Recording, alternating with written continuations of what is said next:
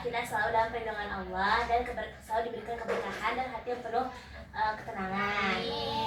Baik, sebelum kita mulai, kita bisa membaca surat Al-Ikhlas dulu. Bismillahirrahmanirrahim. Qul huwallahu ahad, Allahus samad, lam yalid wa lam yulad wa lam yakul lahu kufuwan ahad. Boleh dilanjut dengan surat Al-Falaq. Bismillahirrahmanirrahim. Qul a'udzu birabbil falaq, min syarri ma khalaq, wa min syarri ghasiqin idza waqab, wa min syarri nafasati fil 'uqad, wa min syarri hasidin idza hasad. Dan itu dengan surat An-Nas. Bismillahirrahmanirrahim. Qul a'udzu birabbin nas, malikin nas, ilahin nas, min syarril waswasil khannas, alladzi yuwaswisu fi sudurin nas, minal jinnati wan nas. Dan terakhir dengan surat Al-Fatihah. Bismillahirrahmanirrahim. Alhamdulillahirabbil alamin, arrahmanirrahim, maliki yaumiddin, iyyaka na'budu wa iyyaka nasta'in, ihdinas siratal mustaqim,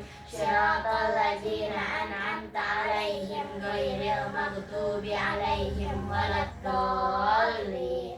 Amin. Alhamdulillah, kita sudah membaca surat 30 dan surat Al-Fatihah. Semoga kita diberi keberkahan dan ketenangan setiap harinya.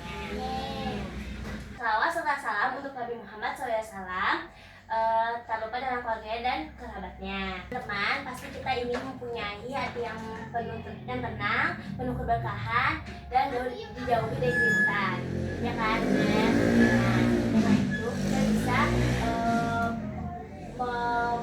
melakukan hal yang sederhana, yaitu tapi dampaknya luar biasa, yaitu dengan berbakti pada orang tua, seperti firman Allah Subhanahu wa taala di surat Al-Isra ayat 23 yang artinya dan Allah memerintahkan agar kamu tidak menyebasahi dia dan hendaklah kamu berbakti pada orang tua.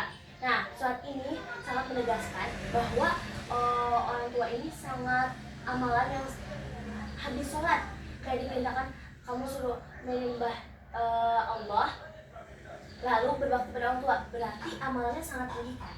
Nah, berarti kita dengan menyembah Allah yang tidak boleh, nah berarti kita tuh tidak boleh tidak berbakti pada orang tua.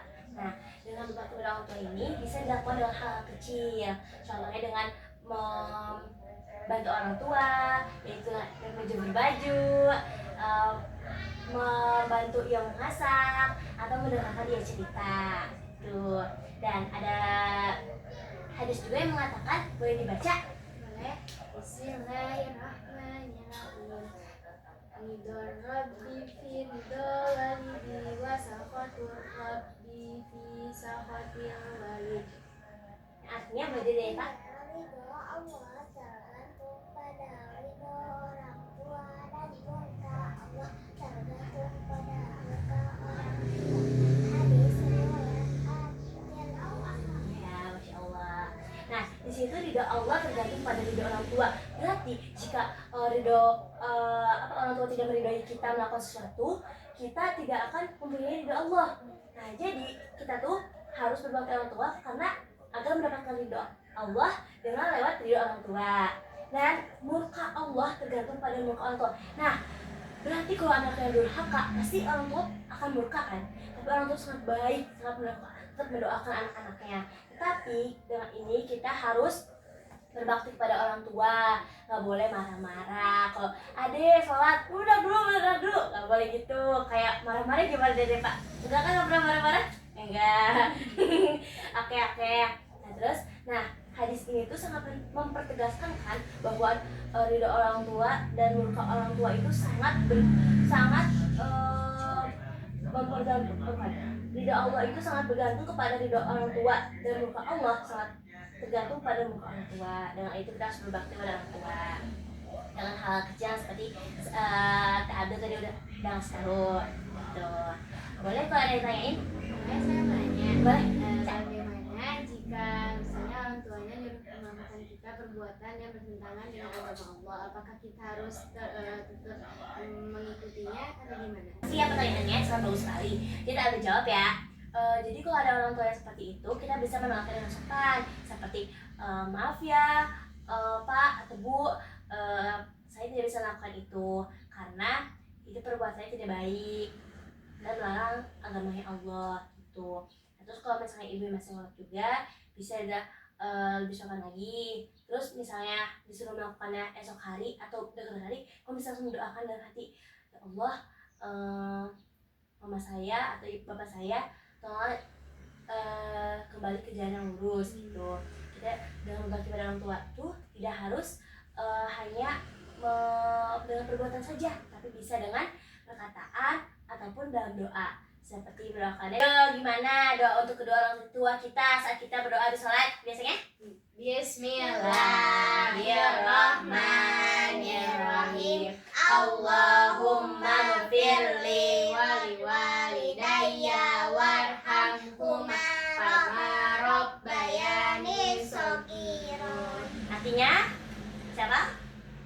Ya Allah, ampunilah dosaku dan dosa kedua orang tuaku. Sayangilah mereka sebagaimana mereka menyayangiku di waktu kecil.